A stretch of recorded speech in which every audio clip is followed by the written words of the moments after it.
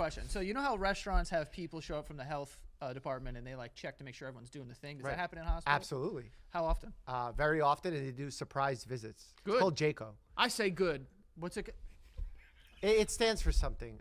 It's an acronym. So they show up and they like make sure that everything's like Insane verification of processes, like where do you keep your sharps? How do you dispose of them? How often are they coming? Are you getting your expiration dates generally restocked? Like everything is checked. Oh, you have a water bottle nursing station that's unopened? Why? yeah. So they're really strict. People freak out when And they who come. sets those standards? This hospital accreditation system. And they And it's based on if the hospital takes money from the federal government, because then they have to follow the federal government's rules Right. for hospital mandates. is it like typical for a hospital to like get shut down or something like that?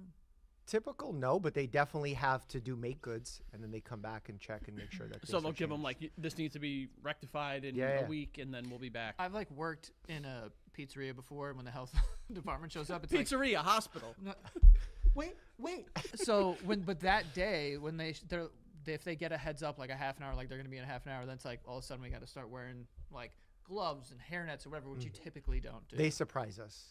Okay. It's so like random drug testing for athletes. right. They just knock on your door. They just knock on your door. I mean, like, "Hey."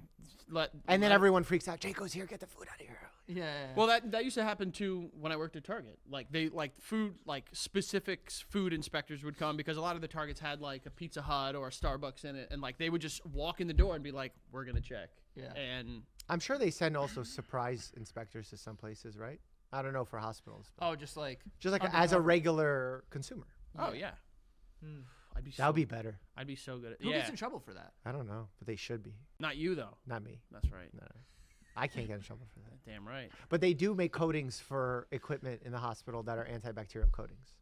What does that mean? Like Like coding. the on something. keyboards Oh, and the yeah, yeah. mice are. So you can't coded. get like a gaming mouse and bring it into the. I mean, you can do whatever you want, but you're gonna get in trouble for you it. probably. Oh, interesting. But it's cool that they have those coatings. There's some coatings that like bacteria don't like living on. That they call them bacteriostatic, that the bacteria can't multiply on them. What is the reason why we don't use that more? Expensive. Yeah. Doesn't work with some materials, etc. I feel smarter already. I feel like I learned something and then it's completely negated by the next conversation.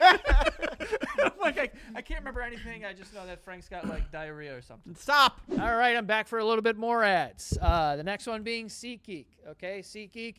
This is where you're going to get all your tickets. You want to go to a concert this summer, you want to go to a baseball game or something like that, or a Broadway play, SeatGeek is where you want to buy those tickets, where I buy all of mine.